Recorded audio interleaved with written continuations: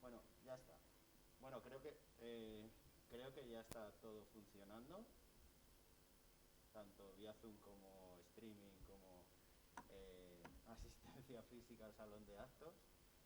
Bueno, primero, bienvenidos al ciclo de seminarios del Instituto Rocasolano 2021. Es toda una experiencia nueva para nosotros los organizadores, por lo que en principio voy a ser cauto y voy...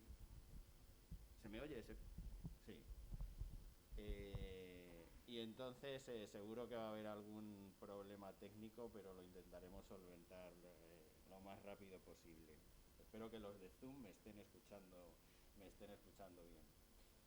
Entonces, como sabéis, por el mail que os hemos enviado, en este primer bloque de seminarios va a haber 5 seminarios que serán impartidos por los investigadores de reciente incorporación al instituto, empezando por el doctor José Manuel Martín, que actualmente está en el Departamento de Cristalografía y Biología Estructural de aquí, del Instituto Rocasolano.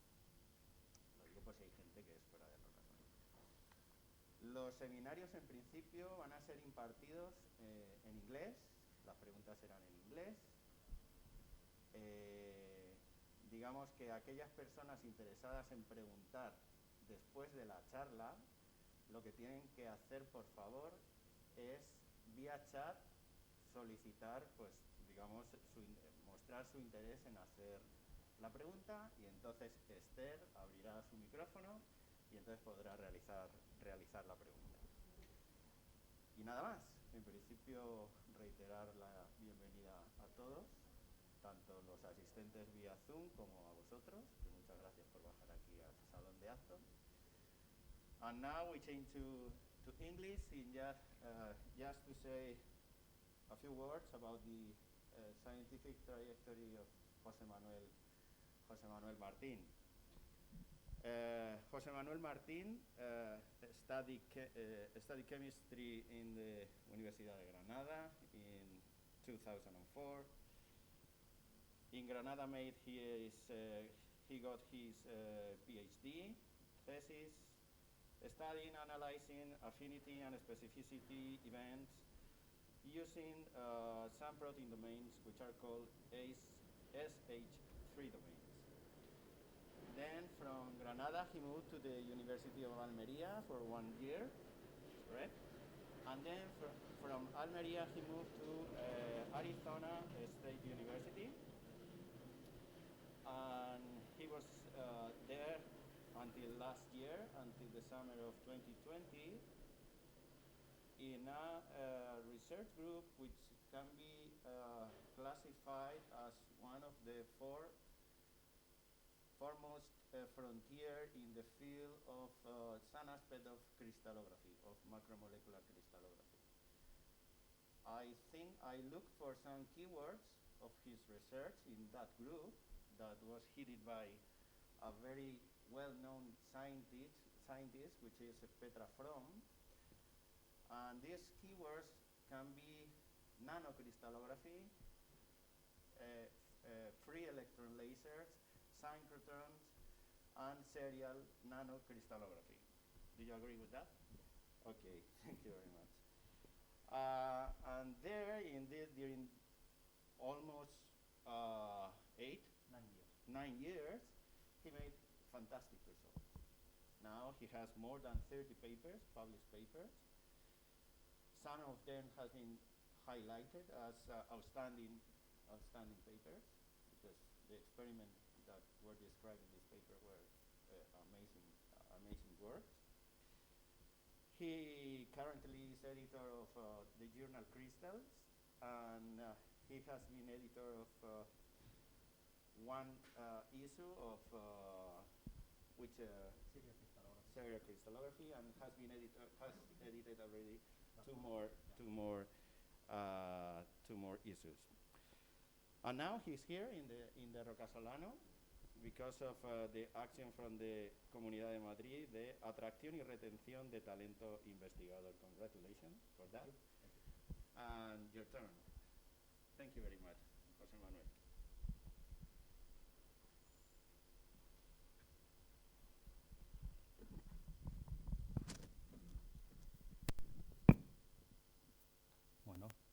días.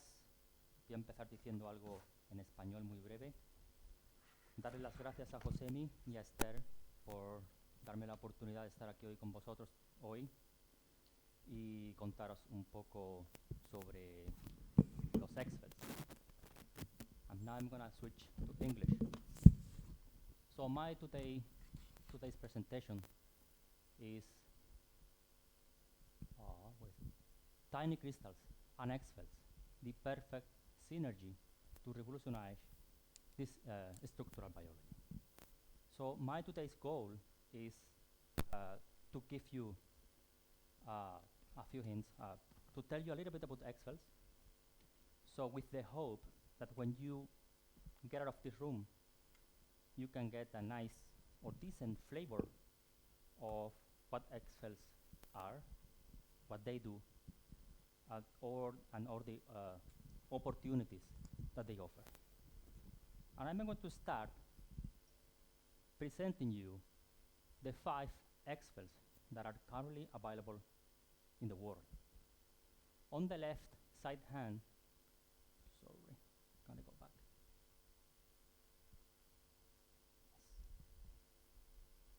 Yes. We have the LCLS. This is the American machine. It is it started operation in 2009. Then in 2011, the SACLA XFEL, the Japanese XFEL, started operation, followed by the PAL XFEL, the South Korean machine, and the European XFEL, which is a machine that is in Hamburg, Germany. Both started operation in 2017. And the last one starting operation is the Swiss FEL, the Swiss machine, in 2018. Having said that, we have more XFELs upcoming. There is one more, the LCLS2, which is supposed to be operation in 2022. The Shine XFEL, the Chinese machine, which is supposed to be starting operational in 2027, and the UK XFEL in 2030. This is still, so these two, the LCLS2 and the Shine XFELs, are currently being constructed. But this one, the UK XFEL, is still on plan. They are working on the scientific case. Having said that, I have to tell you that the XFELs are linear accelerators. I'm going to show you this one, the European XFEL, as an example. So the electrons are produced here at the DESI campus by an electron gun. The electron gun produces bunches of electrons that are accelerated and compressed all the way down until they reach this point, the undulator room, where the magic happens. If we were able to look at inside these pipes, the undulators, we would see something like I want to show you here in this movie or in this figure. So the electrons, the bunches of electrons, when they enter the undulator, they start wiggling. And that wiggling motion makes electrons to emit X-rays. At the beginning, the X-rays are very highly incoherent. But as they proceed through, the electrons are grouped into small micro bunches. And then it's when the X-rays are highly coherent, which is characteristics of these machines. In this figure, I show you a comparison of the peak brightness of the XFELs and synchrotrons. As you can see, the XFELs produce extremely bright X-ray beams that are on the order of 10 to the 12 times more intense than that of produced at synchrotrons. And the other property is that the X-rays are very, very short, at ultra short, of between a few femtoseconds to a few hundred femtoseconds.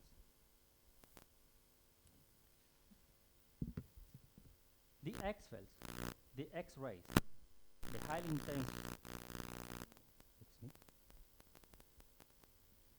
so the properties of the X-rays, the intensity and the short duration, enable the birth of a new way of doing crystallography, the serial femtosecond crystallography, which I show you here, the typical setup. So unlike at synchrotrons, in which we use large crystals, and they are cryo-cooled, we used to work with nano or microcrystals that are delivered in a serial fashion and in random orientations, as shown here in the figure. So crystals are typically delivered using jets, using liquid injectors, like this one shown here. So, and because of the intensity of the X-rays, the SFX relies on the diffraction before diffraction principle, so that we have to collect one diffraction pattern per X-ray pulse. And because of this, we have to collect 100,000 of snapshots that they have to be processed by a specific software to then come out with the structure of the protein. And here I show you in this figure what happens when a pulse of an XFEL hits the FEL beam, the jet, the sample. As you can see, it literally destroys the jet. So that's why we have to collect only one diffraction pattern per crystal, because the XFEL, the beam, destroys the crystals. Here I show you the first proof of principle femtosecond crystallography experiment conducted at the LCLS in 2009. This experiment was done for the photosystem 1, and the structure of the protein was determined to 8 Armstrong. And you may say, well, this is not great. The XFEL produced highly, yeah.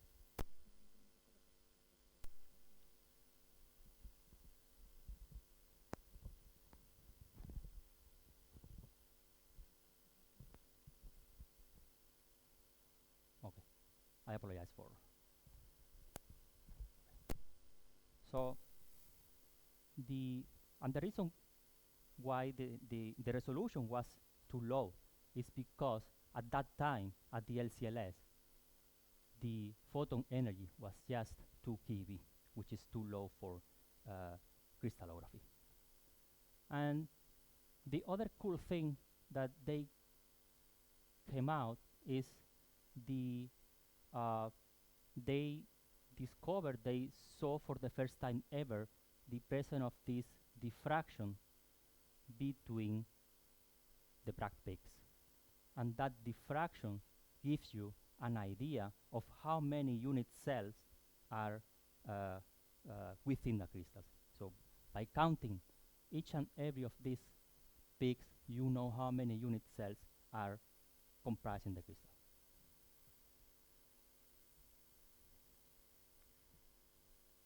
Since then, since the first experiment was done in 2009, a lot of research have been done at the XFELs. Over 280 papers have been published, 250 crystal structures deposited in the PDB, being 106 unique structures. SFX has also advanced in the drug discovery science by determining the structure of proteins and their complexes, such as the gpcrs, protein channels, viruses, and enzymes.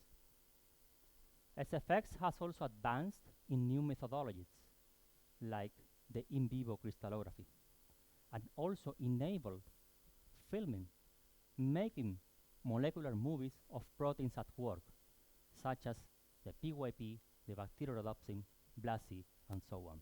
And from now on, I'm going to give you a few examples of all this research done on XFELs. And I'm going to start with the gpcrs, the G protein coupled receptors. These proteins, as shown here, is the largest family of membrane proteins in our genome, in the human genome. They are involved in many cellular processes, and as a consequence, they are involved in many human diseases. However, despite they are so interesting targets, actually, the GPCRs is the most targeted membrane protein in the drug discovery arena. So, like I said, despite they are so relevant, very interesting targets, they are very difficult to work with. They are really tough to produce, to purify, and they are really difficult to crystallize.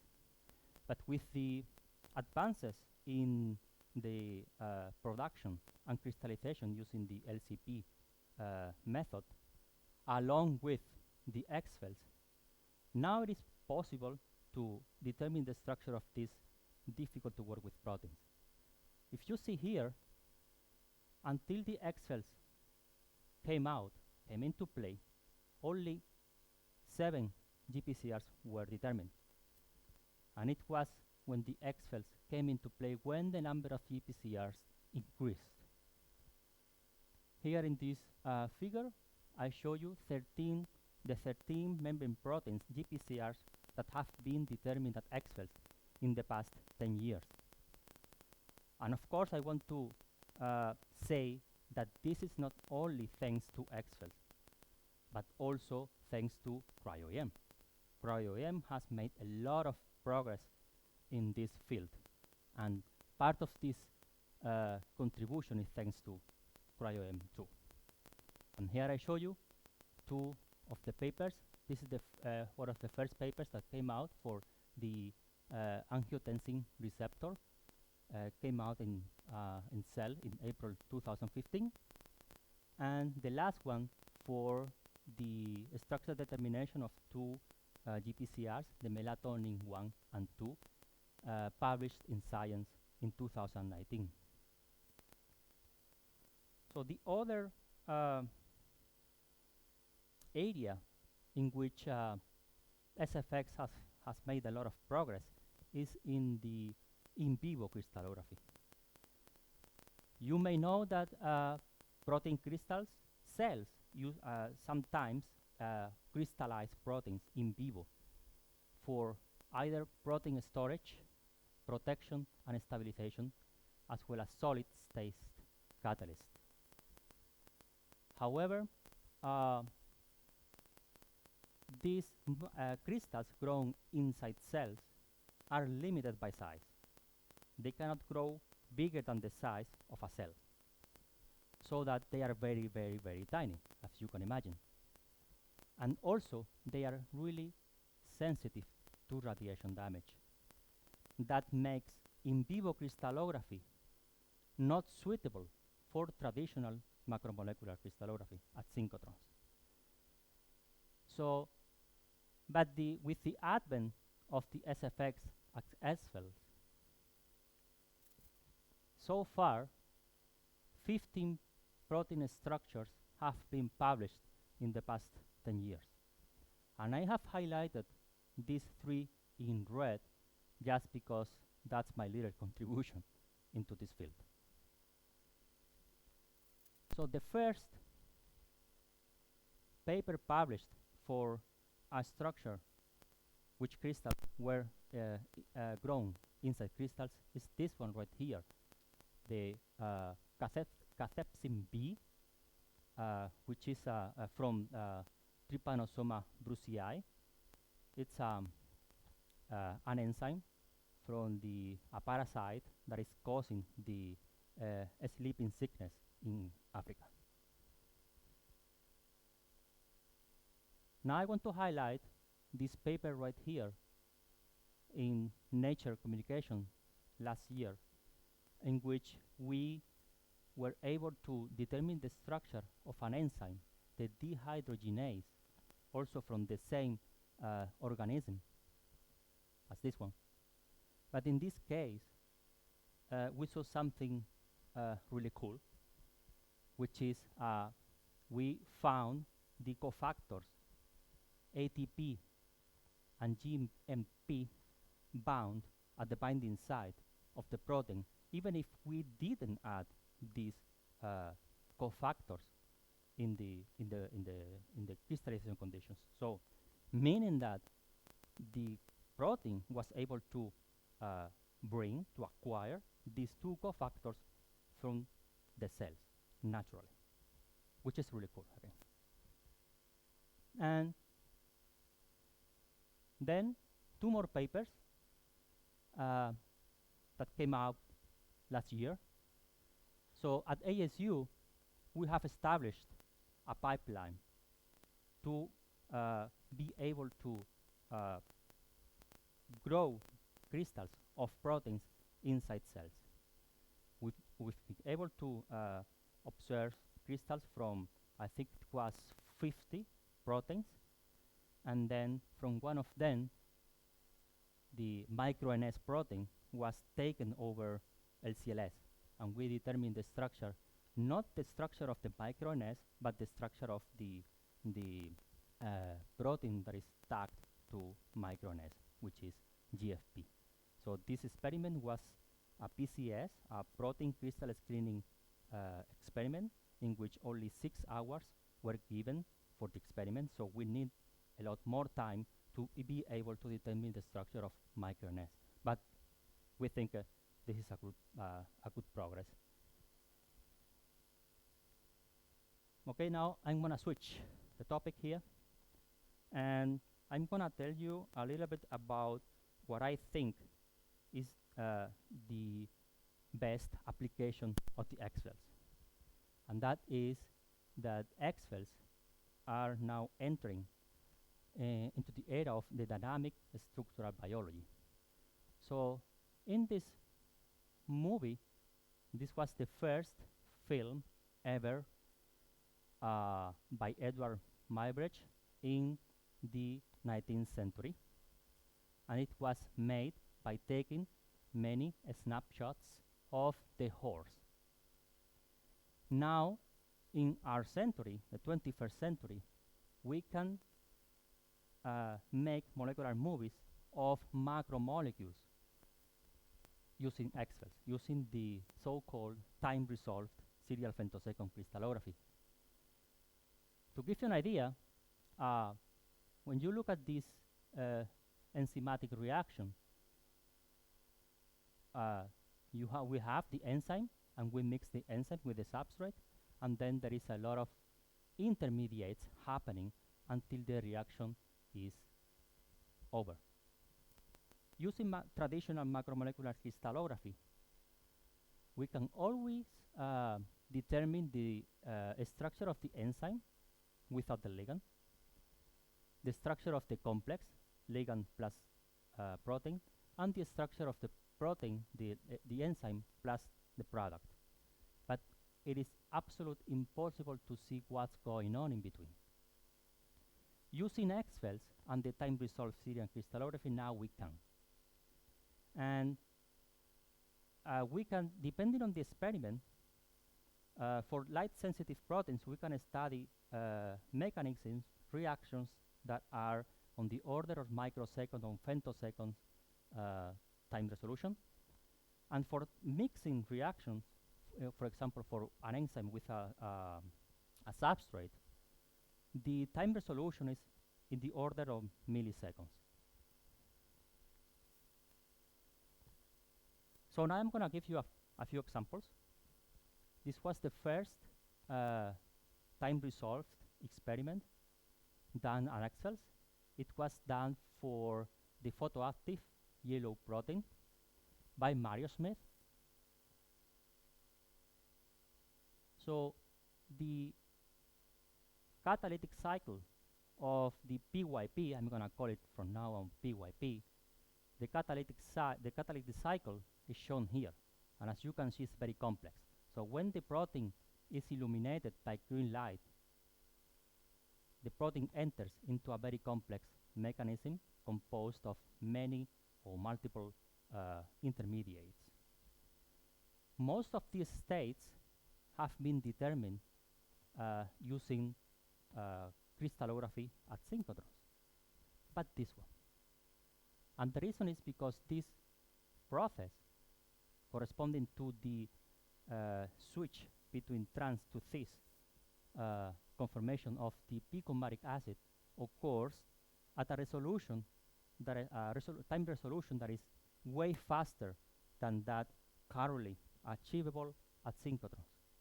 So Mary Smith and his team went to the XFEL and determined the structure of many intermediates from 142 femtoseconds all the way to 3 picoseconds.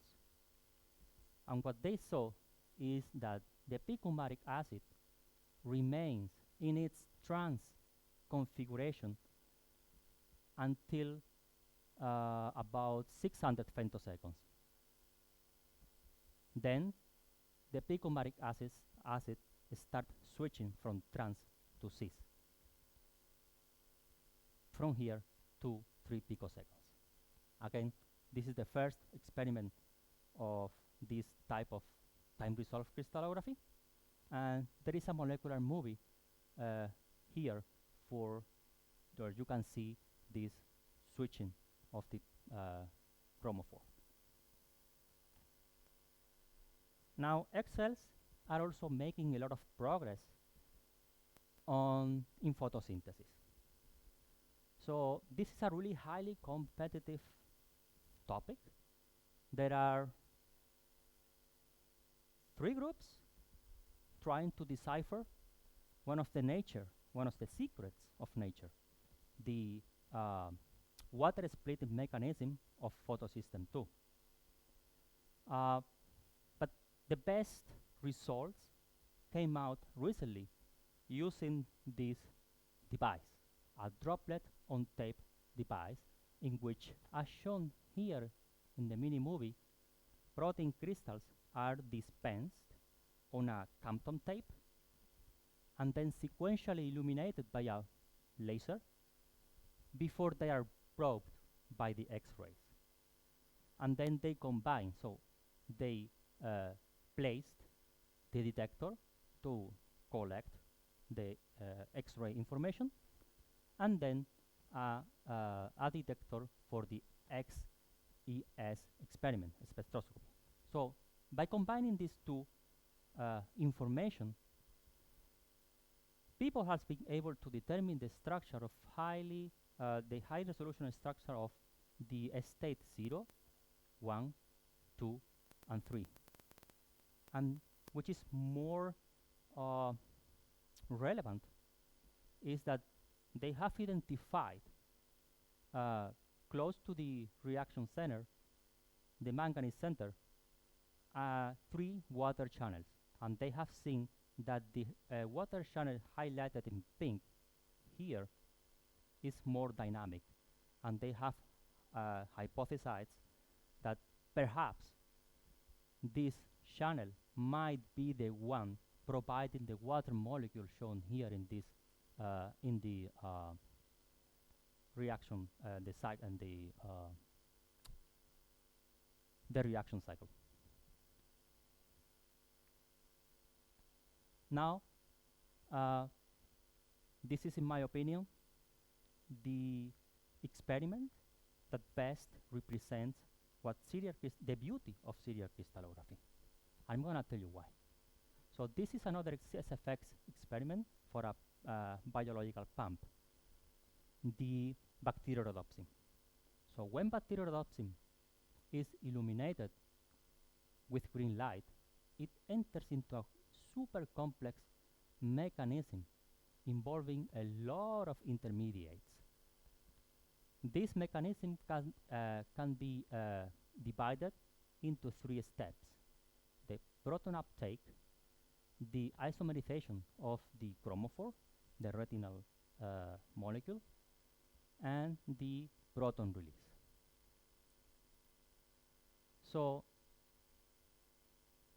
at XFELs, Georg Stansfus went to LCLS and determined the switching mechanism of the retinal molecule by collecting data sets between 49 femtoseconds all the way to 10 picoseconds. This experiment was published in Science in 2018, and they capture the early events of the mechanism. Before they went to SACLA and carried out an experiment between with a time resolution between nanoseconds and milliseconds, and they were able to capture all the intermediates shown here for the proton released piece of the mechanism. And I'm gonna go back to this experiment later.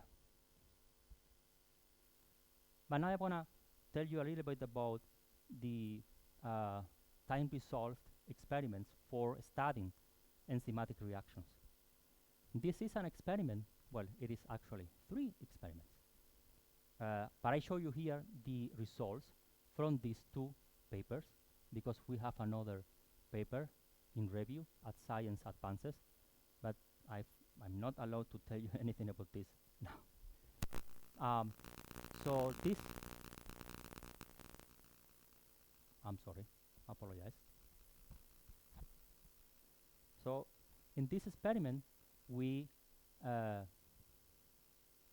used a beta-lactamase C, an enzyme, and we mixed it with a 3rd generation antibiotic, the ceftriaxone. And here I show you the crystals of Blasi. They are about 5 to 10 microns in size, and they were flown through this inner capillary and mixed with the antibiotic right here. And then we did the time-resolved experiments at different time resolutions between 0 and 2 seconds. And this is what we saw. So for the at time 0, there is a molecule of phosphate at the binding site. There is no ligand, obviously. After 30 milliseconds, we see the complex, which is this one right here. So we wanted to see if we could determine each and every state of this mechanism. After 100 milliseconds, we see that the setting is getting closer to the beta-lactamic ring. And it is until 500 milliseconds until we see the reaction. So at 500 milliseconds, we see that the beta-lactam ring is broken, and the releasing group is also gone. That's why I show you the group this in gray. And there is, of course, the covalent bond between the setting and the antibiotic. 2 seconds later, we see the same thing we saw here, the complex, because we are flowing the antibiotic continuously, so the protein is processing the antibiotic continuously, so the protein never stops processing the antibiotic. And the example right here was published by Jason Stagno in Nature in 2017, and it was done for a riboswitch, which is a piece of the mRNA, which is involved in gene expression. And what they did, they used this device, which is a T-junction injector. They flew the crystals here and the ligand, adenine molecule, and they were able to capture all the states within of the mechanism. So interesting here is that within the crystals, without the ligand, they saw that the protein is found in two different conformations, the apo1 and the apo2. And then they saw that the adenine, the ligand, had a preference for the apo2. So the protein only binds to apo2 conformation. They will capture the intermediate, shown here, and the product. Within this experiment, if they found out that if they wait for a few more minutes, they saw something. So they were able to watch a polymorphic transition within the crystals. So when the adenine binds to the protein, it triggers or a conformational changes within the protein, within the crystal, so that the protein goes from a P2-1 space group to a P2-1-2-1-2-1. And there is a cool movie, a video, right here. You can see explaining how the adenine triggers these conformational changes within the crystals. And it was done in a time resolution of 10 minutes. Now, XFELs, like any other technique, has disadvantages, drawbacks. And the most important disadvantage of these machines is the beam time availability. As I said earlier in my presentation, there are only 5 XFELs currently available and are highlighted here in blue. And in red, you have all the synchrotrons worldwide. There are a lot of synchrotrons. So, because the XFELs are highly demanding, everybody wants to go to an XFEL, or most everybody wants to go to an XFEL to do experiments, but they are limited time. They have limited time. So, this structural biology community has been working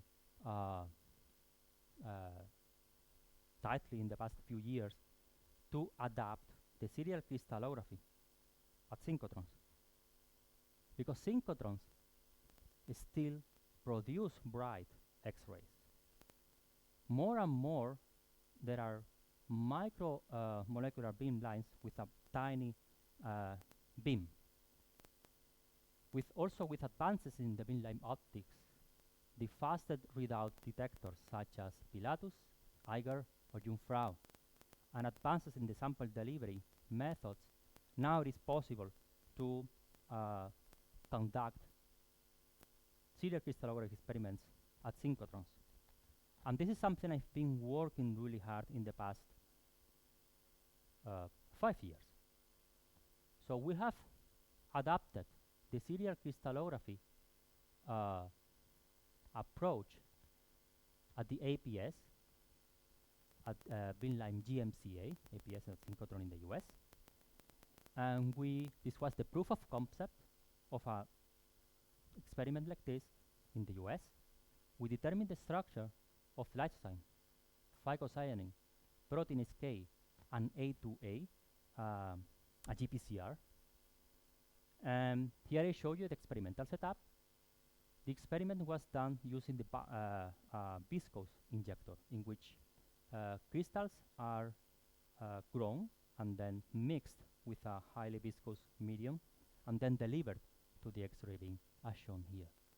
Also in this paper, we came out with a novel viscous matrix for mixing the crystals and demonstrated that our compound, the PEG 8 million, shows a much lower background compared to the conventional, which is the LCP, shown here in blue. Later, we went to NSLS2 at FMX beamline, and we did serial crystallography experiments using again the high viscosity injector. But this time we have the experiment we did there was for improving the methodology on using this SAT phasing. So we mixed crystals with mercury and gold, as well as we used the sulfur, the native sulfur of proteins to determine the structure of protein HK and lysozyme. And there is a paper currently in preparation. I hope we can get this done in a few months. Then we are also working on this approach here in Spain. At Shallock beamline at Alba, there is a paper currently in preparation. So this is the experimental setup we did. So the injector is placed in a 45 degree, and this is the LCP injector. They have bought this LCP injector to Arizona State University. It's supposed to be delivered rather soon, hopefully. And here are the beam time parameters that we did. We determined the structure of these three proteins: lysozyme, protein HK, and phycocyanin. And I have applied for a serial synchrotron proposal beam time, and we've got 12 shifts for this year. And I have also submitted a Leonardo grant from the BBA Foundation to try to fund this project so we can further develop this methodology towards doing these time-resolved experiments at synchrotrons. But it is funny because we were supposed to publish the proof of concept paper before somebody used it. But in this case, it was the opposite. So we went to Alba, we did the experiment, and a month later, the Russians went to Alba, and because they knew we were there, establishing the approach, and they have published this paper last year. But it's fine because they are just providing the structure of rhodopsin. But it doesn't affect our publication, hopefully. Okay. Now, synchrotrons also offers an advantage. That is the use of pink X-ray beam. Pink X-ray beam or polychromatic beam. So the advantage of using a polychromatic beam is shown here, down here. So when you use a monochromatic beam, you only explore a very thin area of the Ewell sphere.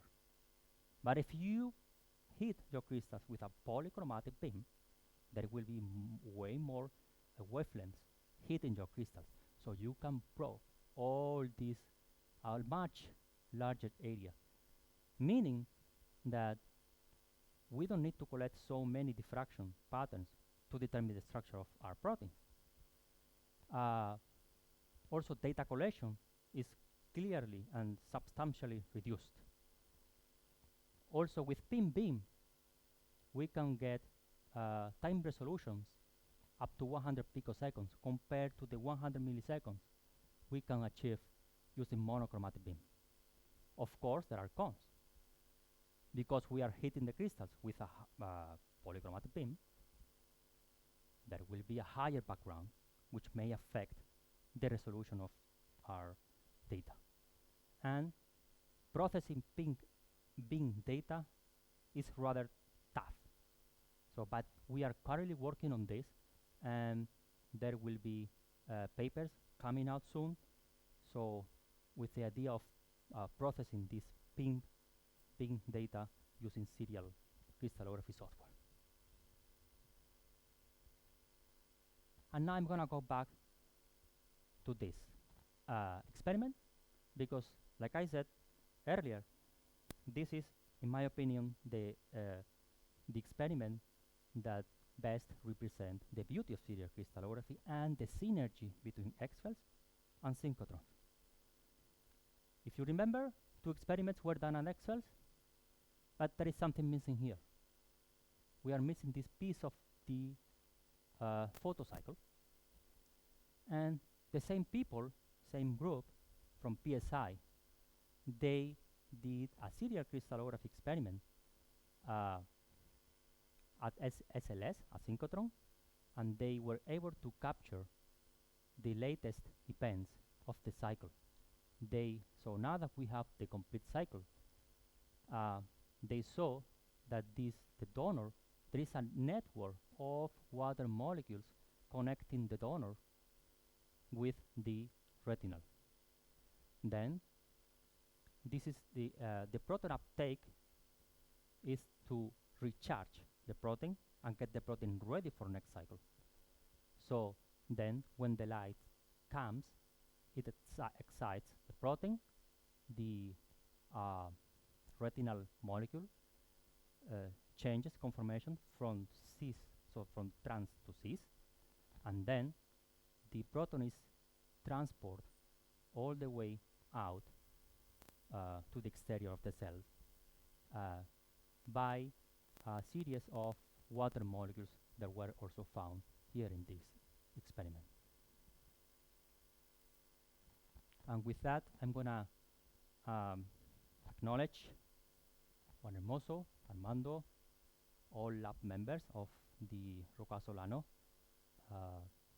of my group and the entire Roca Solano. Also, all my collaborators all over the world, and of course, the Programa de Atracción de Talento Investigador from the Community of Madrid, funding. This is always important. And I think I have time, right? Okay, I have an announcement here. My colleague, Wojciech Gawelda, and myself are organizing a workshop on XFELs, which is gonna take place hopefully by the week of June 7th to June 11th. We want the workshop to be celebrated on June 8th, 10th, or 11th, but we are still working on the agenda as shown here. So this will be a 2-day workshop in which on the first day we are gonna have the welcome session. We are gonna have Rodolfo Miranda giving a short talk along with Jose Juan from the Spanish Ministry and Carlos here from Roca Solano. And then we will have all these people from the European XFEL telling us about the European XFEL. So all these people are the group leader of all the instruments or beamlines that are currently available the European XFEL. They will be telling us about the beam time, the beamlines, the capabilities of each beamline, what they can do, what they can't do, everything. And on the second day is more on applications. So we want to invite people, real people, users of the European XFEL or other XFELs to tell the Spanish community the utility of using these machines. And with that, thank you all for your attention, and I'll be happy to take any questions.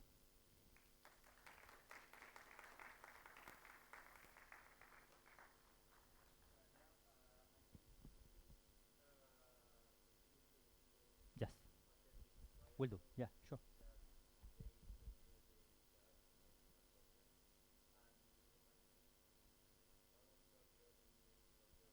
I repeat it.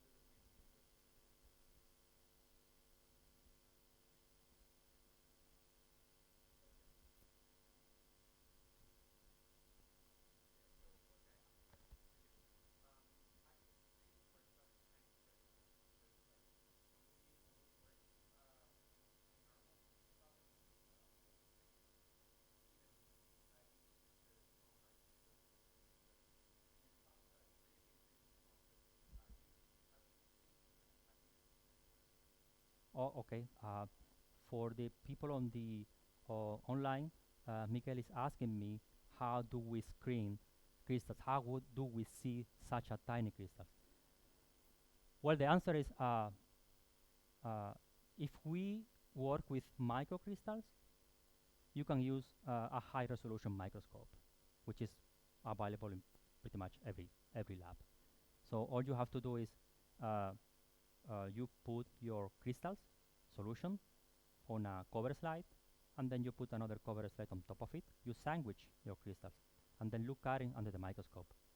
And it's important that the microscope is equipped with a polarizer. So because it gets to a time in which when you rotate the polarizer, everything gets dark, and the crystals shine. But if we have nanocrystals, that's a different story. Then we need something, an instrument, a special instrument called Sonic, which is the only one currently available in the market you can use for identifying such a tiny crystal. Yeah, thank you. Armando?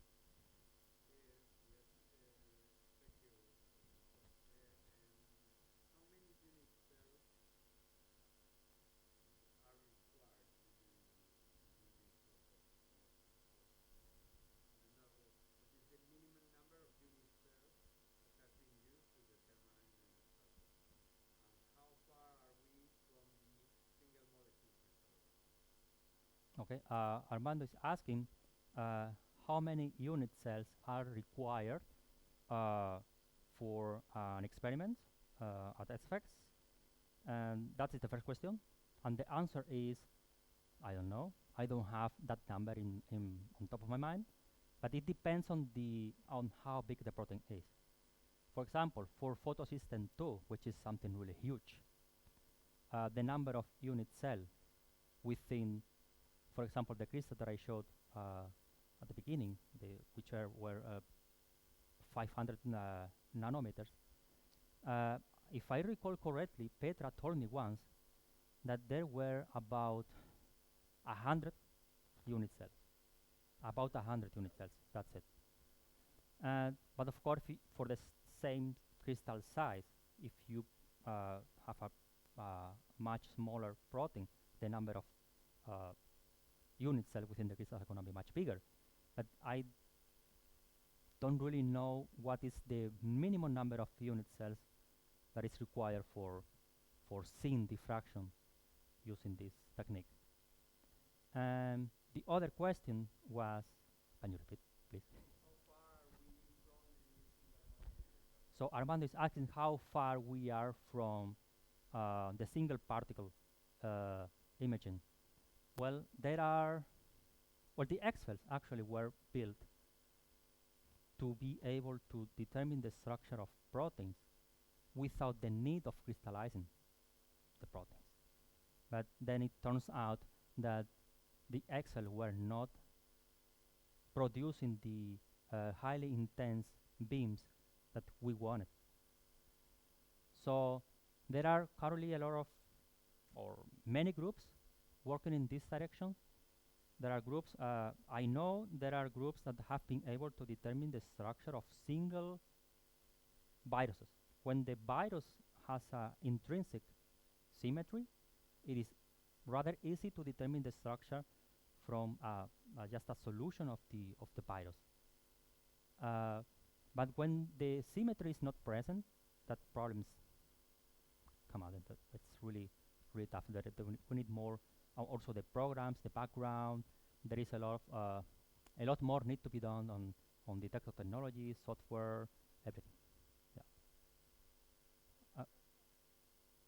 Okay, but we have Armando. One. Yeah.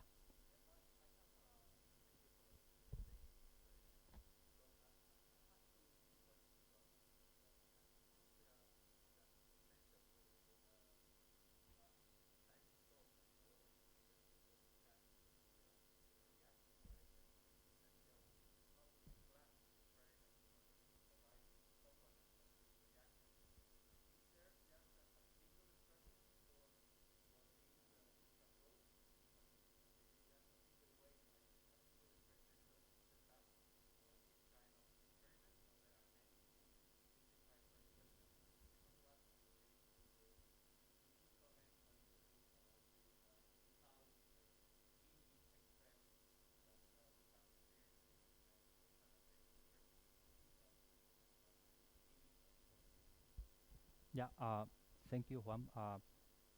Juan is asking uh, whether there is a unique or there is only one setup for conducting time-resolved crystallography experiments, and the answer is no. It depends on the protein, depends on the system you wanna study. But the first thing you have to know is you have to have the kinetics, information about the kinetics, how far the reaction happens when you mix the protein with the ligand or substrate, antibiotic, whatever. Based on that, you plan your experiment. So depending on the how rapid it happens, you have to choose a sample delivery method or another one. It depends on about. I mean, the idea is to just you have the crystals and you mix them with the substrate, and then let the reaction happen, and then you know. And Juan is also wants me to comment on the compact X-ray free electron lasers. Well, I have to say that there is a lot of things going on in this field. Arizona State University is currently building a compact X-ray free electron laser, or actually they are they now have a compact X-ray light source. It is not an XFEL yet, but it will be in about 5 years. And they turned on the machine a couple of weeks ago, and it's currently working. So they are now commissioning. This is actually one of the projects that I have in mind, along with my colleague Poshak. So we are planning on trying to bring one of these machines to Spain, but well, this is maybe we are still in the very early stages of this project. But yeah, I think these machines are powerful enough for doing crystallography. They can produce a flux of I think it was 10 to the 10 photons per second. The ASU's machines will have a high repetition rate of 1000 pulses per second, and it's gonna be tunable between 1 kV and 20 kV. So crystallography is possible with this machine. Yeah. Thank you.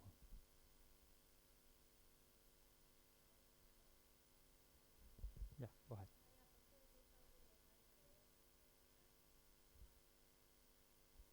Yes, go ahead.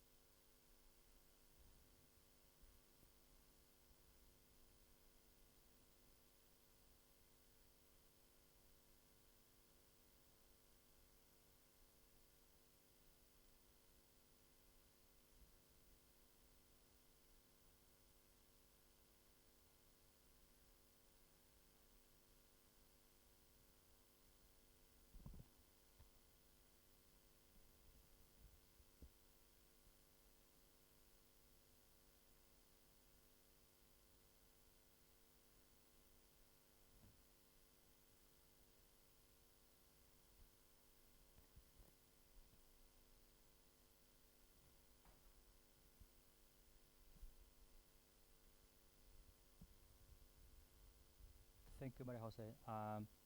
I didn't get your first question. I think you are asking on uh, how do we produce how do we go from, how do we obtain the microcrystals, right? Whether we go from large,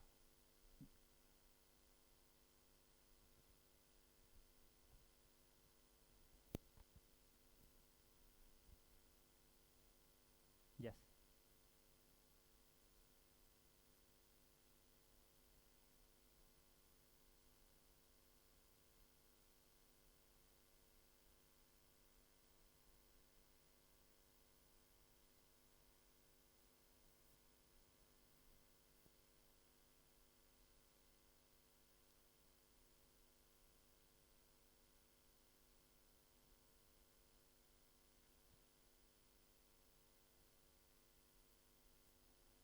Okay, I think I get it now.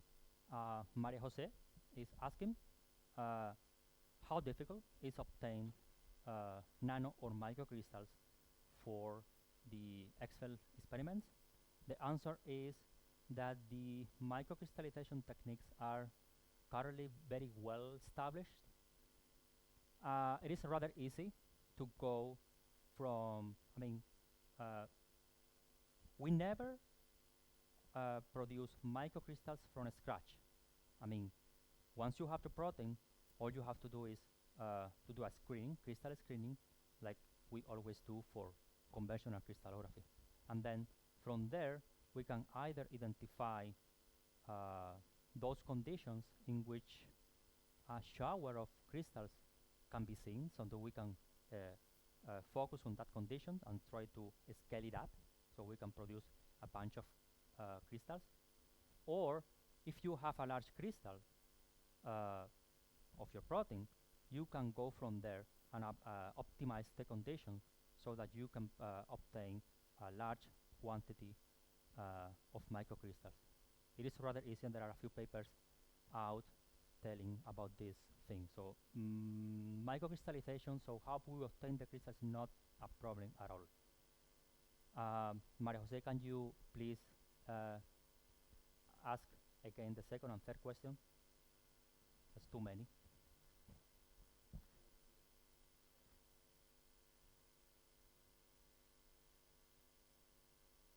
Yeah?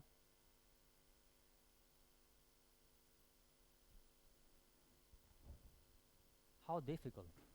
Well, if the crystals diffract nicely, there is no problem. So the software is very well established and solid to determine the structure of any type of protein. But this is similar to conventional crystallography, you know. It may work, it may not. But there is not any reason why microcrystals should not diffract over large crystals. It is true that SFX experiments are more complex than macromolecular crystallography. Using macromolecular crystallography, all you have to do is obtain your crystals, freeze them, and ship them to a synchrotron. In serial crystallography, that doesn't work that way. So you have to produce those crystals, ship everything, not your crystals, to a beamline, either synchrotron or XFELs, and then you have to go there with your team and then produce your crystals on site. So because we have found out that if you ship crystals from your lab to an XFEL or synchrotron, crystals get damaged 100% sure. And I think you have another question, right?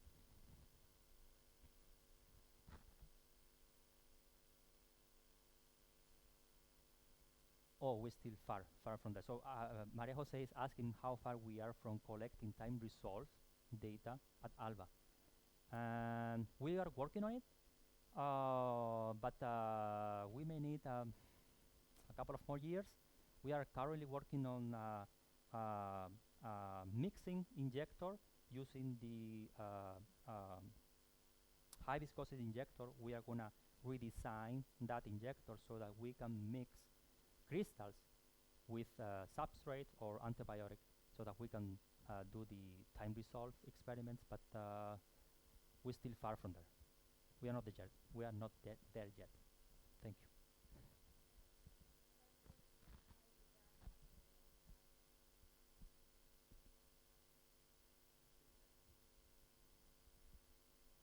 I don't hear anything.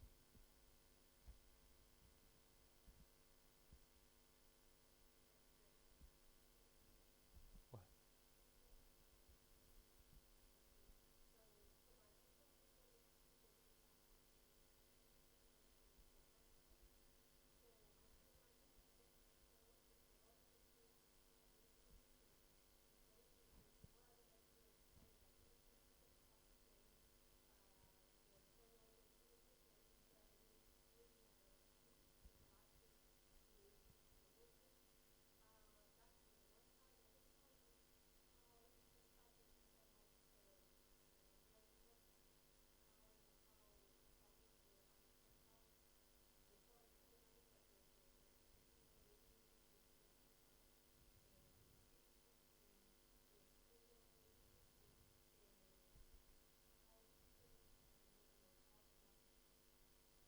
Okay, Imma is asking two questions. The first question is about data storage. I'm going to answer that question first, and then, well, so like as I said at the beginning of my presentation, we have to collect thousands and thousands and thousands of diffraction patterns. And by the nature of the SFX, most of the time we are hitting nothing. So crystals are delivered one after the other, but most of the time we are hitting the model liquor or the LCP jet or whatever, but we are not hitting crystals actually. So because of that, we used to produce terabytes of data, a lot of data, which have to be pre-processed. So we can filter out all those images that are blank, in which there is no diffraction, or and then once you do that, you only work with a reduced, still high, but much reduced number of images. And the first process has to be done remotely. So when you go to an XFEL, you do not transfer such amount of data to your institution.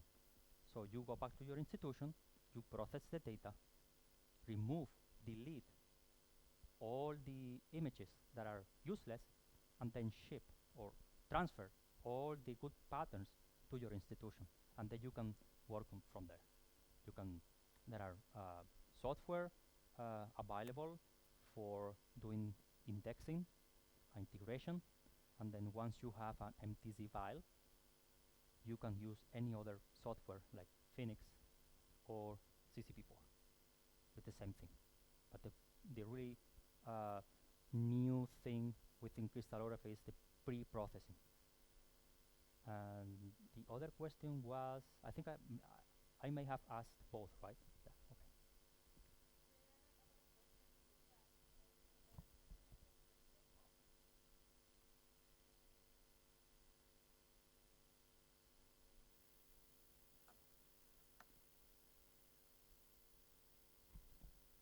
okay. Oh,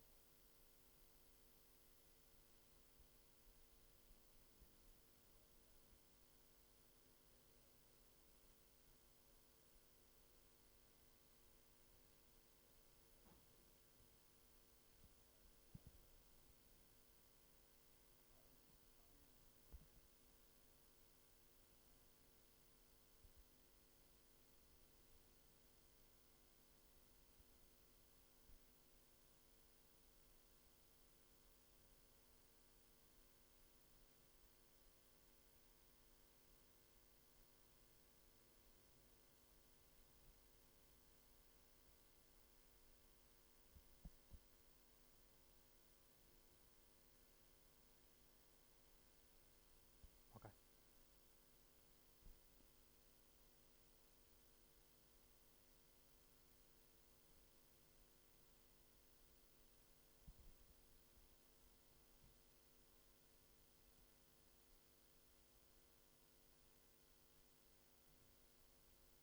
Yes, you're right. Uh, so, so you're done, right? Two questions? Okay, so,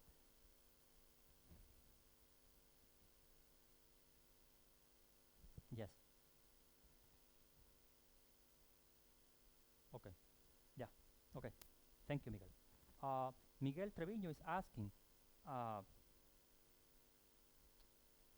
asking about the Timeresolved, the setup of the Timeresolved experiments using pump probe, a laser, for a light-sensitive protein, and for biochemical reactions of an enzyme with a ligand. And he's asking if we synchronize the laser with the pump, with the probe, with the laser, with the X-rays. The answer is yes.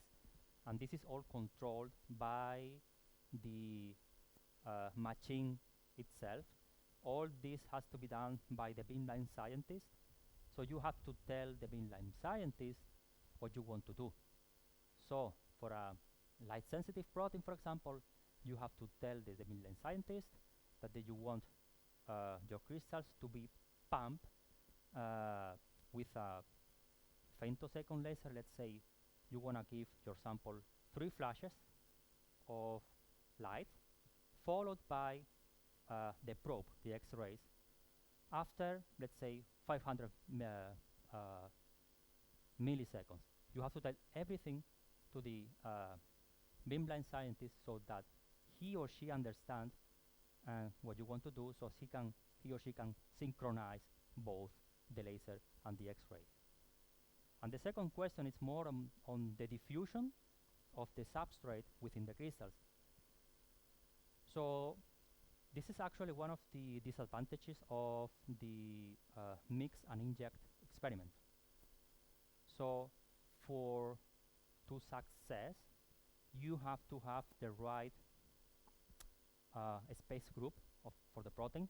So the catalytic side of the protein has to have exposed to the environment, easily accessible by the ligand.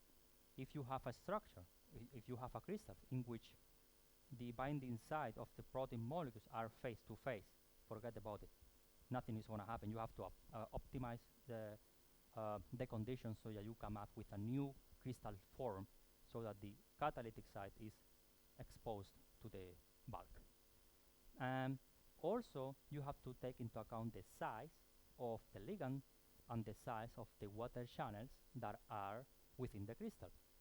If you have a huge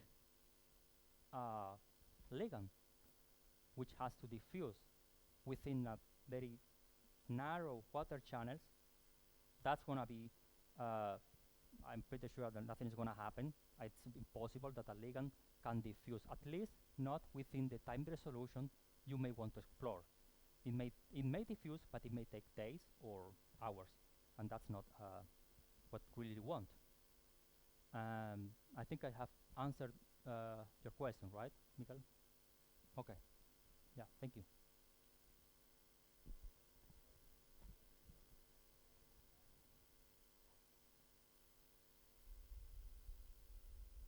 Joseph? What is the role of water in structural biology?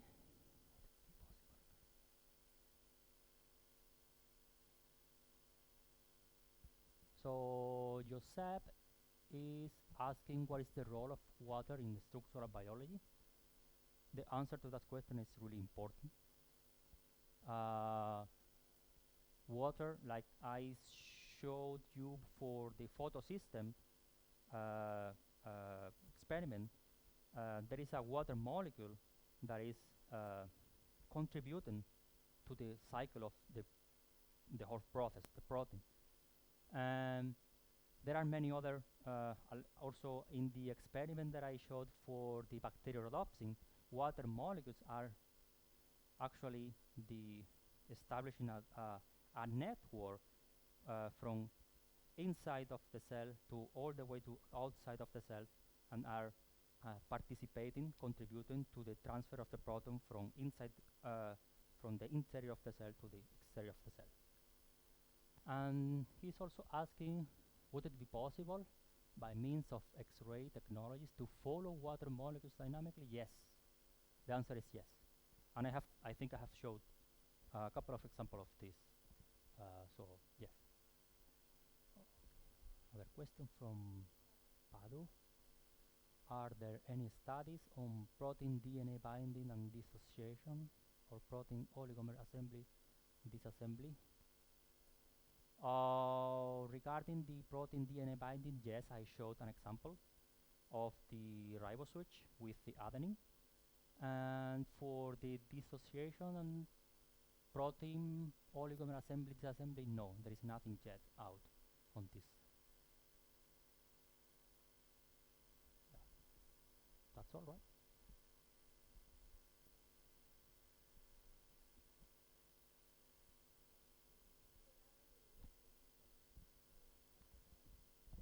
Go ahead.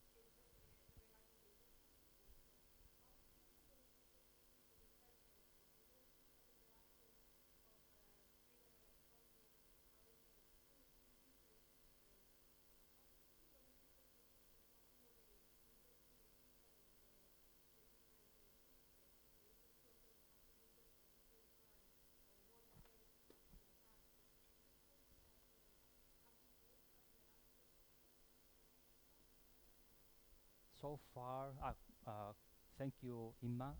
So Imma is asking how flexible are the current sample delivery methods to conduct experiments with more than one substrate or ligand for time-resolved experiments? And the answer is none of the current sample delivery methods can accommodate more than, I mean, you can always add as many ligands as you like, but there is none in which you can like switch between ligands. So you can add your first ligand, make it react with the protein, and then add a second one. There is none currently in the market. So all you have to do is put them all together, flow them with the crystals, but everything may happen. So if, for example, if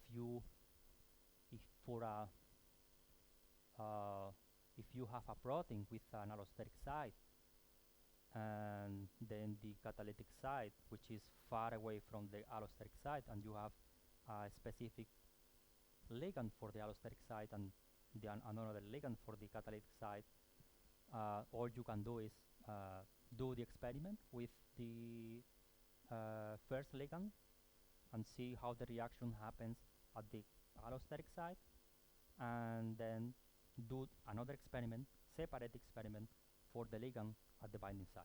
That's the only possibility there is currently. Yeah, thank you.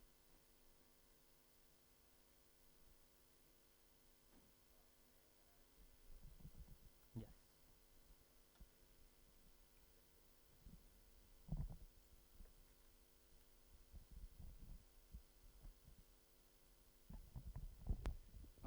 Thank you very much to everybody attending the conference via the Zoom session, and of course, thank you very much to everybody in the audience here in the institute. As you can see, we have plenty of work to improve the conference, I think. So thank you very much, and thank you very much, Jose Manuel, for your excellent talk and quite an answer to all questions. Thank you. Thank you.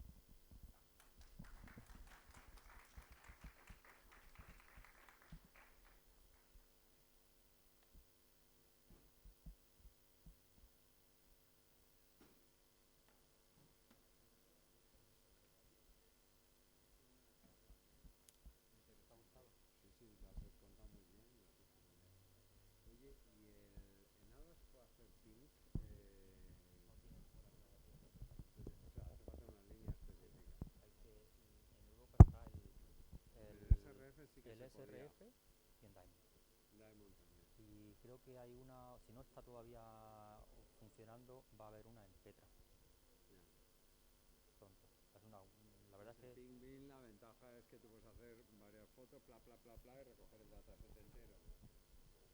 Tan rápido como la reacción progresa. Sí, se puede hacer Monochromatic, beam, bueno, se puede hacer, pero está muy limitada. Está muy limitada. Ya, o sea que lo único que habéis hecho es cristales pequeños. Claro. Es para la mejor... Pero para eso está una microbeam mejor, a lo mejor. Claro, exactamente. Ya. Pero bueno, si quieres hacer mainstream de ligandos, Ya. a lo mejor mezclar los cristales pequeños con el ligando y inyectarlos. Se ha hecho y va bastante bien, lo han hecho en el Bueno. high throughput test. Muy bien. Pues muy bien. Nada. Gracias. ¿Te gusta?